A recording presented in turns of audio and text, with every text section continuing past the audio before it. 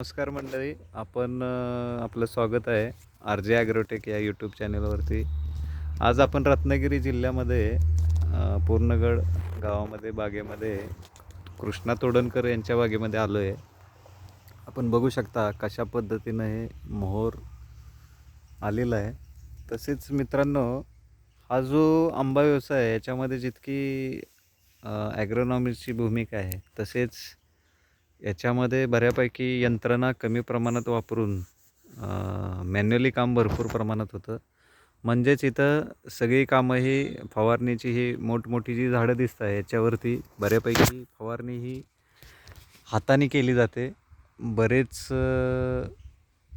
म्हणजे जे स्थानिक गडे असतील किंवा नेपाळी लोक असतील यांच्याकडून ही फवारणी केली जाते. आपण बघू शकता एवढ्या मोठ्या झाडावरती चढून गन 3-3, 4-4 गन एका मशीनला लावून HTP पंपाला लावून फवारणी हे करतात. जवळजवळ 100 लिटर पाणी एका झाडाला लागतं.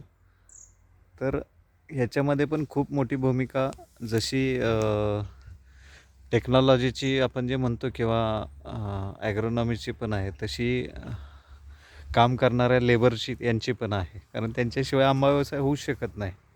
जसं की आता हे माझ्याबरोबर रखवाली म्हणून ये नेपालचे क्या नाम है आपका? सुरेश नाम। सुरेश करके नाम है। ये इनका उम्र कितना है बाबा? 70 साल के है और ये पिछले 15-20 साल से यहाँ पे काम करते हैं रत्नागिरी ज़िले में।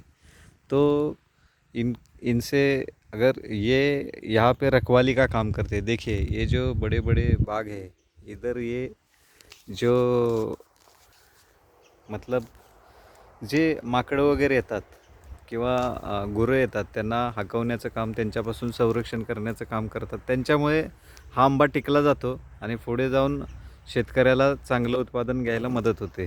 तर यांची भूमिका तेवढीच महत्त्वाची आहे. कारण रात्रीचं या जंगलामध्ये थांबणं